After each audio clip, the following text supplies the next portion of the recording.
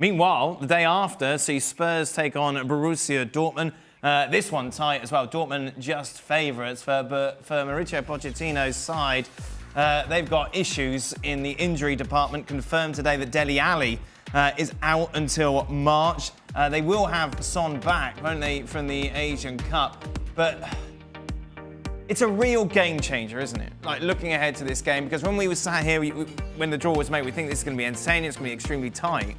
But look at that list, you know, it's going to take its toll. I think it'll still be tight, but I mean, you know, and Son's got, depending how far South Korea get, he's got to have to come back fit and well. So, you know, he better get on the prayer mat, old Pochettino, that he doesn't pick up an injury, because if you watch Llorente at the weekend, albeit the guy's not played much football, he's certainly not the answer now at his age, in that team, in that style of play.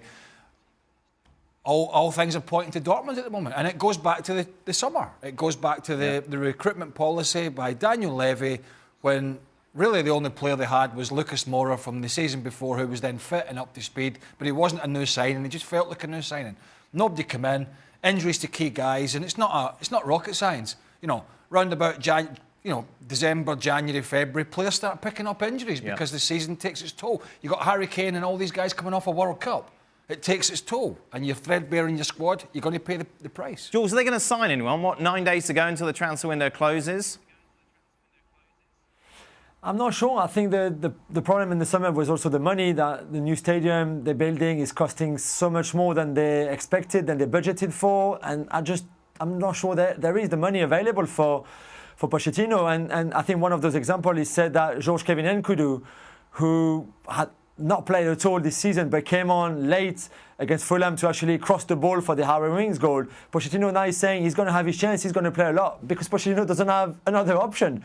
And I think that shows that they're not going to sign anyone, and he will have to do with the squad that he has or what's left of it. Dortmund will fancy this. Of course they will. Of all that list, and okay, those are key players. Harry Kane. That's the name. Well, especially if it's Harry Kane, Fernando Llorente. Yes. Well, Llorente. And so it looks, you don't have the guy that you know that you can trust. Not only you know and you can trust that he's going to put the ball in the back of the net, it's also the guy that the other team knows. Yeah. He can put the ball in the back of the net. So he attracts attention. Just him walking on the field attracts attention. He's not available, then all the spaces that would be available to guys like Dele Alli and Christian Eriksen and Heung-min Son, they're no longer available. Because now you just focus on those guys. There's nobody to focus in the middle. Fernando Llorente is not going to attract the same level of attention. So it affects everything that you do on the field offensively, and it affects what you do defensively. Because now Borussia Dortmund can also take chances going forward and say, well, Llorente is not going to beat us for speed. That's not the guy who's going to threaten. It frees Borussia Dortmund to play out in a different way, and it frees them to attack Tottenham. I just feel that Dortmund will sit back and say, yep, we like this and we like it a lot. And Dortmund, a team sitting top of the Bundesliga, again, playing with a whole lot of confidence. But Spurs only have themselves to blame in this. Listen, Daniel Levy has done wonderful work for Spurs in the past, and particularly in negotiating the sales of players. But this lack of transfer activity in terms of players coming in, you knew was going to come back to bite them.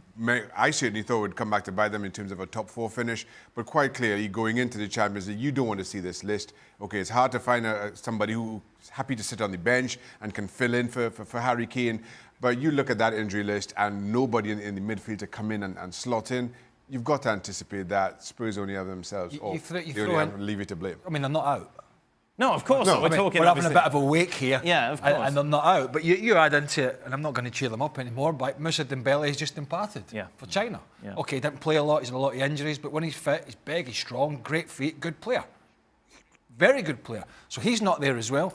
I think if Son comes back fit, I don't think Llorente will play, to be honest, particularly not in a game like that. I think Son will play through the middle. He's played there kind of alongside Harry Kane when they've been playing this diamond shape. So he'll play there for his pace, which will be a different thing for Borussia Dortmund to handle. But not only no signings coming in, but another midfielder as well as injuries going out. So, you know, the whole thing is piling up for Tottenham. But it's not a dead rubber for them. It just makes it way more difficult.